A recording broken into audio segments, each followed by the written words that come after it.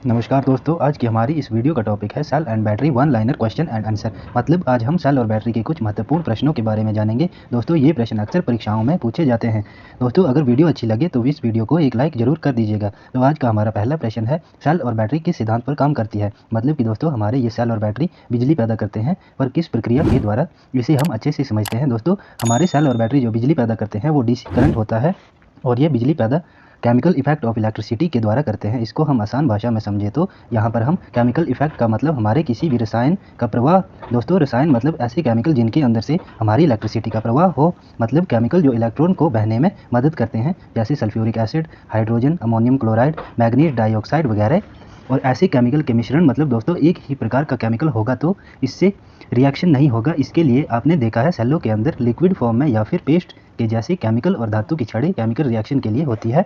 तो इन केमिकल मिश्रण को कंप्लीट प्रोसेस को हम इलेक्ट्रोलाइट कहते हैं, और इस इलेक्ट्रोलाइट से धातु की छड़ों की मदद से बिजली को इलेक्ट्रो पैदा करते हैं, उसे हम इलेक्ट्रोलाइसिस कहते हैं। तो दोस्तों हमारे सेल और बैटरी विद्युत धारा के रासायनिक प्रभाव पर काम करते हैं।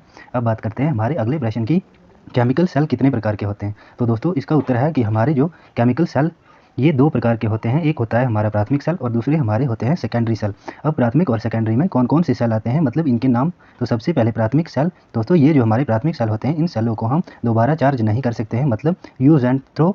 तो ये कितने प्रकार के होते हैं, हमारे प्राथमिक सेल 6 प्रकार के होते हैं। Voltaic cell, Daniel cell, Leclanche cell, dry cell, mercury cell और हमारा silver oxide cell.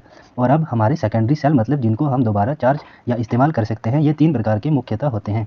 Lead acid cell, nickel iron cell और निकिल कैडमियम सेल। तो दोस्तों ये थे हमारे केमिकल सेल के प्रकार और उनके नाम। हमारा अगला प्रश्न है, लेड एसिड सेल का प्रयोग कहाँ पर किया जाता है।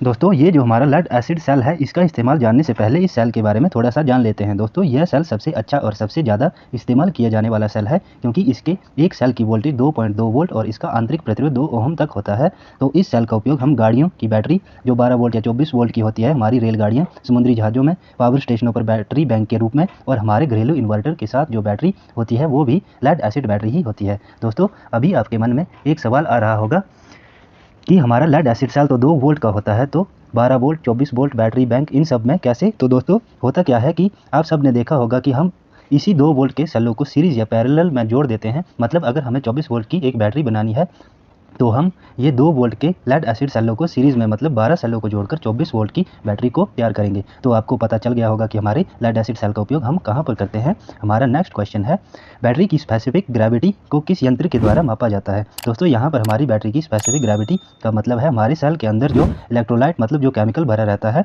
और उसमें हमने डिजिटल वाटर को भी भरा होता है। दोस्तों डिजिटल वाटर मतलब आसूत जल, ये हमारी बैटरी के अंदर अचालक का काम करता है। मतलब ये पॉजिटिव और नेगेटिव दोनों प्लेटों को शॉर्ट होने से बचाता है। तो दोस्तों होता क्या है कि हम हमारी बैटरी का जब यूज़ करते हैं तो उसमें केमिकल रिएक्शन के कारण हीट पैदा होती है, और उससे हमारा ये आसूत जल, मतलब डिजिटल वाटर, सूख जाता है। हमारी प्लेटें शॉर्ट ना हो इसलिए हम इसमें और आसूत जल डाल देते हैं। तो दोस्तों हमारी स्पेसिफिक ग्रेविटी इसी इलेक्ट्रोलाइट और आसूत जल के अनुपात को मापने के लिए कहते हैं। और हम इसे कैसे मापते हैं, मतलब पता कैसे करते हैं। तो दोस्तों स्पेसिफिक ग्रेविटी मापने के लिए जिस यंत्र का उपयोग किया जाता है उसे हम हाइड्रोमीटर कहते हैं। याद रखिए हाइड्रोमीटर।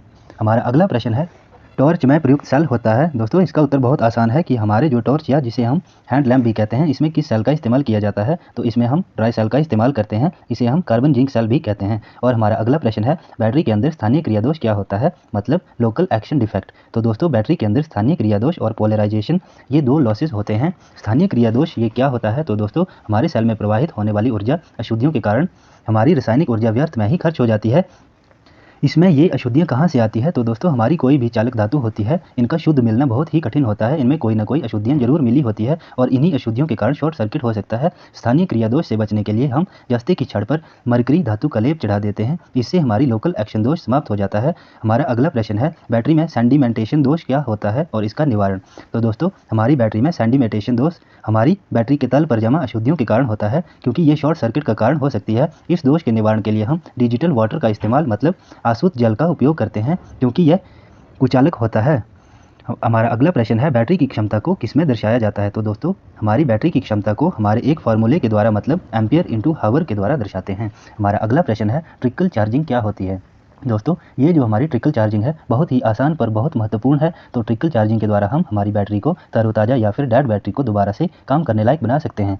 ट्रिकल चार्जिंग में कम करंट को अधिक समय के लिए बैटरी में दिया जाता है, मतलब बहुत ही सामान्य चार्जिंग करंट मतलब ट्रिकल चार्जिंग के द्वारा बैटरी को चार्ज करने में हमें 1 हफ्ता भी लग सकता है। तो दोस्तों अब आपको ट्रिकल चार्जिंग भी क्लियर हो गया होगा। तो आज की हमारी इस वीडियो का आखिरी प्रश्न है, इलेक्ट्रोलाइट को जिस बर्तन में तैयार करते हैं उस बर्तन का क्या नाम है। तो दोस्तों हम जो हमारा केमिकल और पानी की मदद से इलेक्ट्रोलाइट बनाते हैं वो जिस बर्तन में बनाया जाता है वो कांच का बना होता है, क्योंकि ये जो हमारा कांच होता है ये कुचालक होता है। तो उस कांच के बर्तन को हम वोल्टामीटर कहते हैं। याद रखिए, बहुत इंपॉर्टेंट है वोल्टामीटर।